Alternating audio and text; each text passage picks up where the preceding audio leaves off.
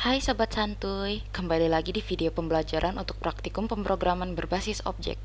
Kali ini kita udah memasuki modul 5 yaitu koneksi database MySQL.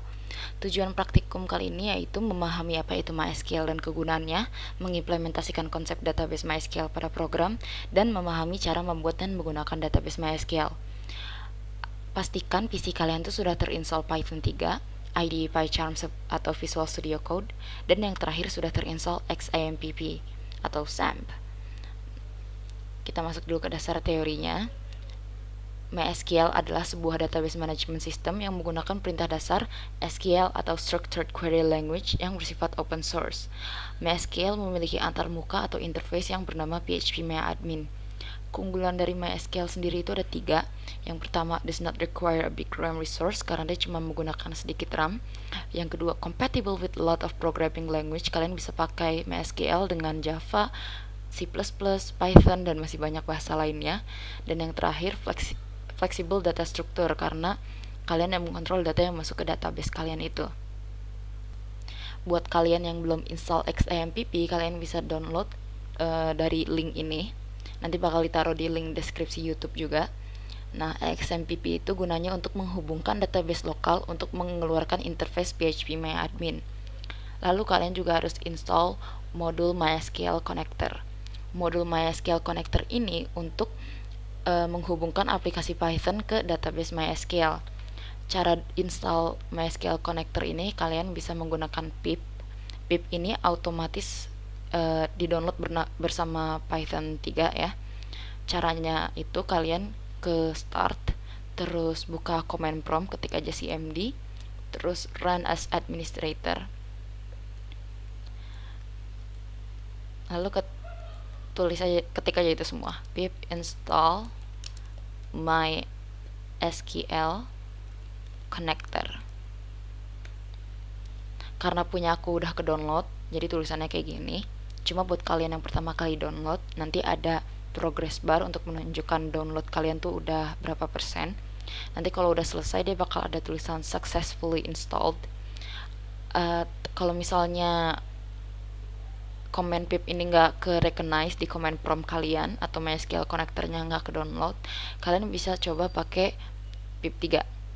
Jadi ini salah satu aja ya guys. Kalau misalnya yang pip ini udah ke install, kalian udah bisa ke install MySQL connectornya, kalian nggak perlu download yang ini lagi, cukup salah satu aja.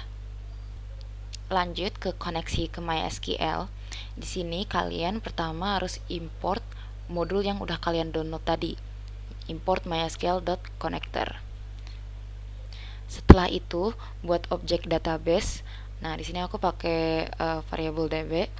Terus gunakan fungsi mysql.connector.connect. Di sini kalian isi parameternya dengan kredensial seperti host, user, dan password. Defaultnya host ini diisi dengan localhost, user diisi dengan root, dan password itu kosong, nggak ada isinya. Untuk mengecek kalau kalian sudah terhubung ke database kalian atau belum, kalian bisa pakai fungsi is connected. Jadi misalnya parameter kalian di sini udah benar, dia bakal return value true. Terus karena ini pakai if ya, jadi kalau ini true, dia bakal ngeprint connection successful. Tapi kalau misalnya nggak benar, ya dia bakal nggak keprint atau nggak ini error. Coba kita run. Nah, ini error atau ini karena XMPP-nya belum kita nyalain. Jadi buka XMPP yang udah kalian download tadi, terus start apache sama MySQL. Nah, sekarang kita coba lagi. Udah sukses, sudah terhubung.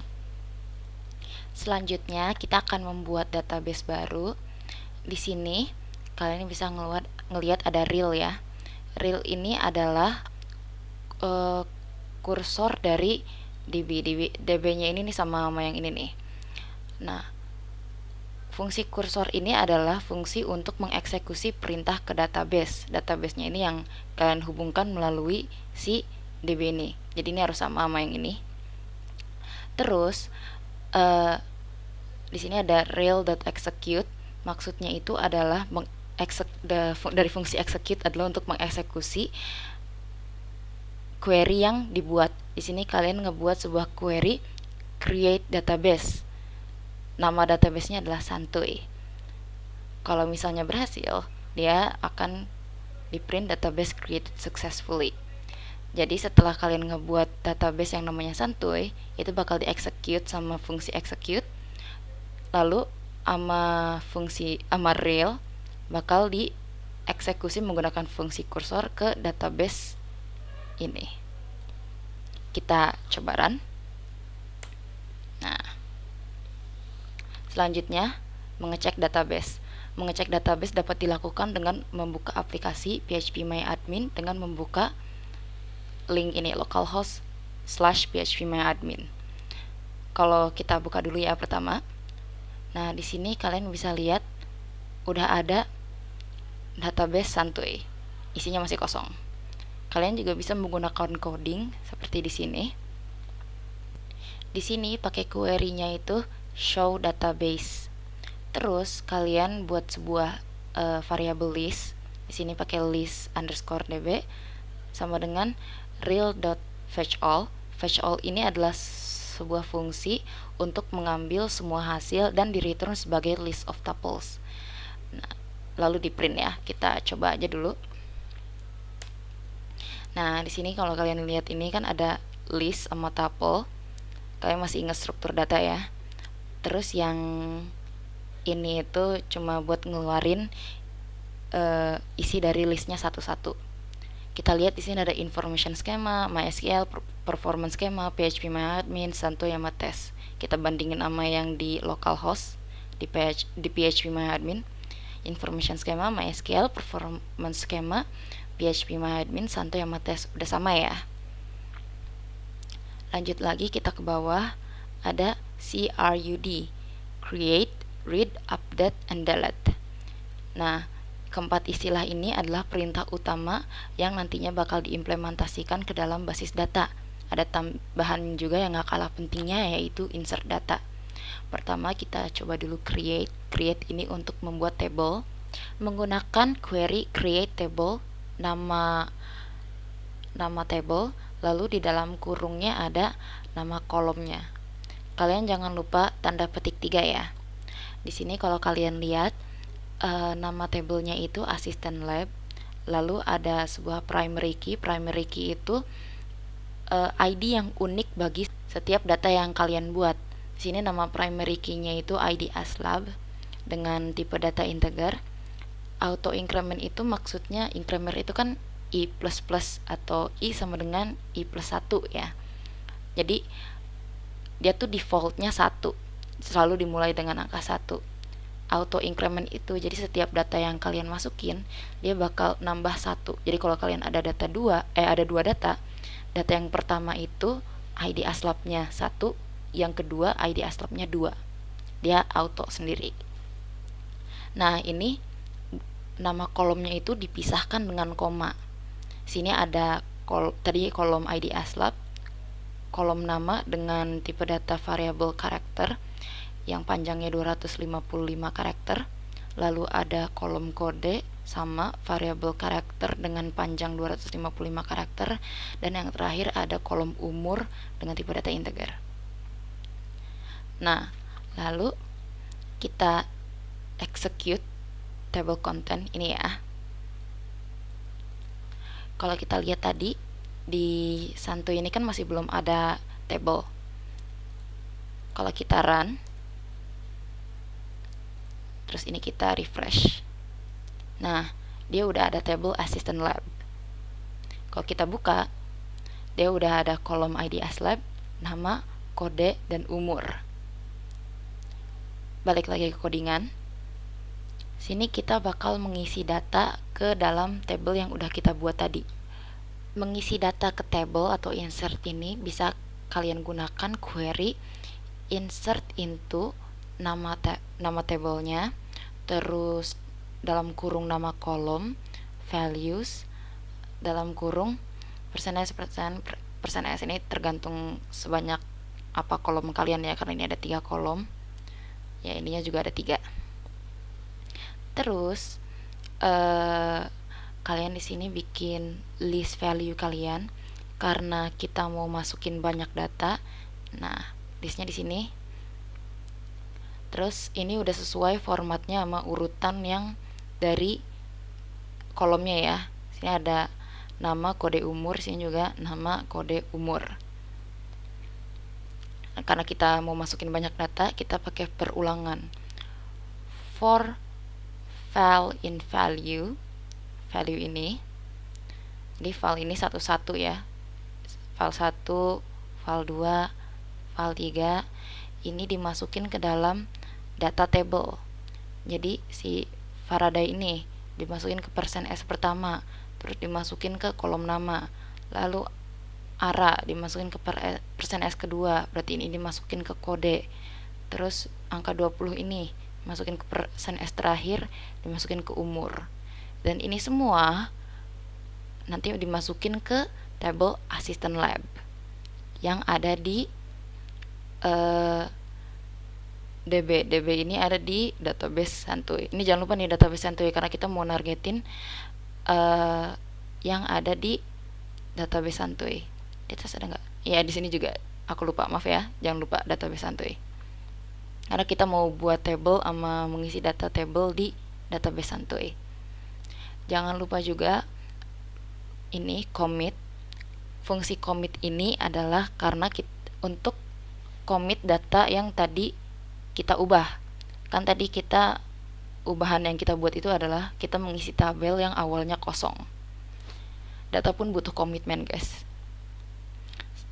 Oh, belum akuran. Sorry. Nah, ini kalau kita pergi ke phpMyAdmin ya, terus kita refresh, udah ada isinya. Yeay. Ini yang tadi auto increment itu ya, mulainya dari 1, terus dia kedua, ketiga. Itu auto. Makanya kita nggak perlu masukin lagi kayak yang insert into-nya itu. Lanjut ke membaca isi table atau read. Nah, seperti yang tadi aku bilang, jangan lupa database-nya Santuy karena kita mau buka di database Santuy. Terus query-nya adalah select, ini bintang maksudnya dia tuh select all gitu ya, anggap aja select all from assistant lab.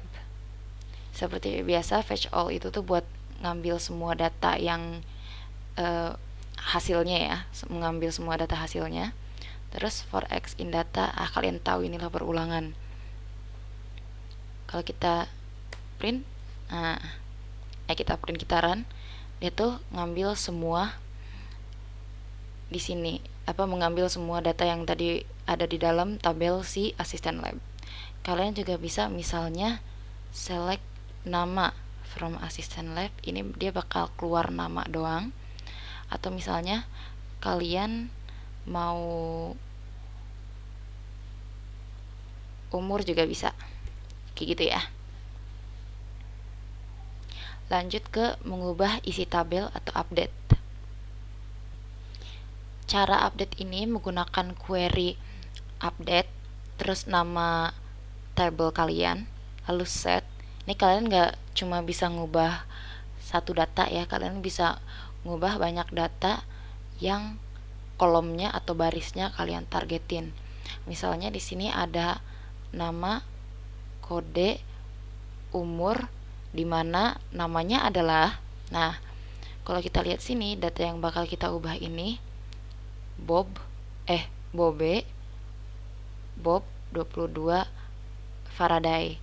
Jadi kalau kita baca gitu ya, logikanya adalah kita mau mengupdate tabel asisten menjadi namanya Bobe, kodenya Bob, umurnya 22, di mana nama sebelumnya adalah Faraday, atau di mana yang kita targetin itu namanya Faraday yang mau kita ubah. Jangan lupa commit karena kita mengubah data. Ini si data ubah ini dimasukin ke si perintah ubah untuk diupdate, lalu dimasukin ke database. Nah, kalau ini tadi yang fungsi read tadi ini ya. Coba kita run. Di sini tadi yang awalnya Faraday ARA 20 udah berubah menjadi Bobe Bob 22. Kita lihat juga di PHP-MyAdmin-nya. Ini masih Faraday ARA 20. Kalau kita refresh jadi Bobe Bob 22. Balik lagi ke selanjutnya, yaitu menghapus data atau delete. Menghapus data atau delete ini adalah fungsi terakhir, yaitu mendelete tabel kolom atau baris ataupun baris tertentu dalam database. Nah, caranya itu memakai query delete from nama tabel where ID sama dengan ID yang pengen kalian delete. Sini ya. Jadi kita delete dari tabel asisten lab di mana ID slab-nya itu sama dengan, kita lihat di sini kalau ada file 2. Si filenya ini dimasukin ke data delete. Jadi yang 2 ini dimasukin ke dalam sini ya. Jadi yang bakal di delete itu adalah di mana ID slab-nya sama dengan 2. Jangan lupa commit karena kita mengubah isi database, yaitu dengan menghilangkan isi database. Seperti biasa, seperti yang tadi ini tuh buat fungsi nge-read-nya. Coba kita run.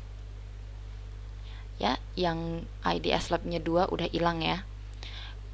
Si cetak ya karena dia tidak diajak ternyata, guys.